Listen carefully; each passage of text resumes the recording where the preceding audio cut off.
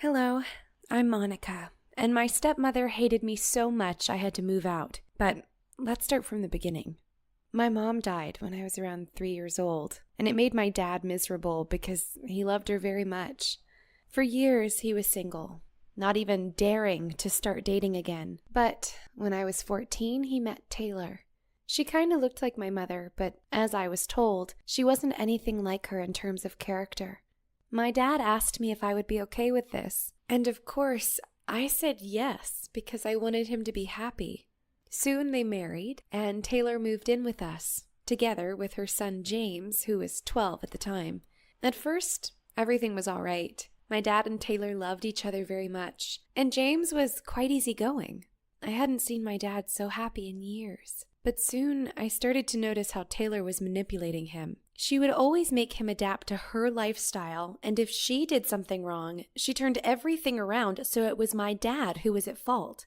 I wasn't having any of it, and Taylor disliked my attitude and started treating me badly and always blaming me if something happened. Even if James did something, it was my fault. For example, she would get angry at me because I didn't wash the dishes, even if there was only one dirty plate, and James ate from it. It was me who got lectured by Taylor, and that's the least of things she would say or do.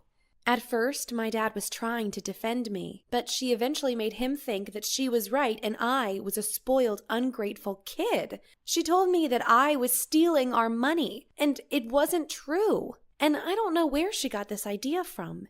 By this point, our entire family turned on me. Taylor was as condescending as ever, and if I tried to defend myself, my dad would go, "Don't talk with your mother like that." I, of course, answered, "She is not my mother and she never will be," which would make my dad angry. And James listened to all of this and started to see me as a villain too, and Taylor was turning him against me as well. Why did Taylor do that? I guess she didn't like how much attention my father was giving me, which was understandable because I am his daughter. Ugh.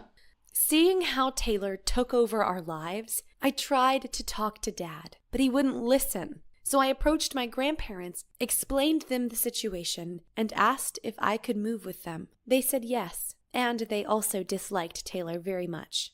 I moved out. Both me and Taylor were happy about it. Living with my grandparents had its own difficulties, but it was way better than living with Taylor.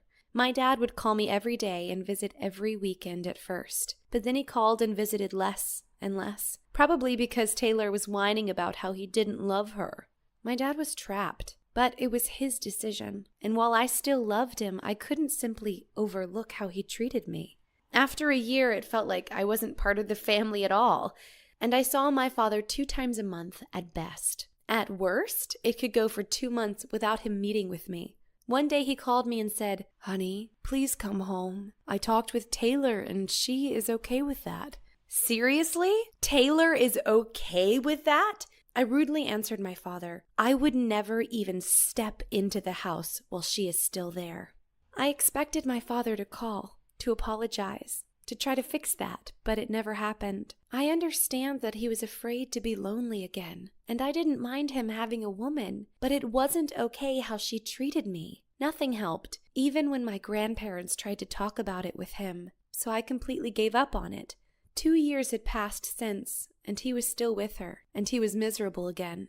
By this point, I felt like my grandparents were my parents, and I had a lot of things going on in my life. My first serious boyfriend, school, and other stuff, so I didn't even think about it anymore. One day, to my surprise, James wrote me on Facebook. He was saying how sorry he was about how I was treated, and that he didn't understand it at the time, but he wanted us to be friends, or at least not be enemies. I asked him what made him do that, and he told me all about his mom, Taylor, and how she only got crazier with time. Later, I met with James, and I was honestly proud of him because he was such a smart, good guy. He said that my dad was much better to him than his real dad ever was, and Taylor was mad every time he took his side. He said that he saw that father was tired, and maybe someday he would finally separate with her. James wanted us to be friends, even siblings, and support each other. And even if Dad and Taylor separated, he wished to stay in touch.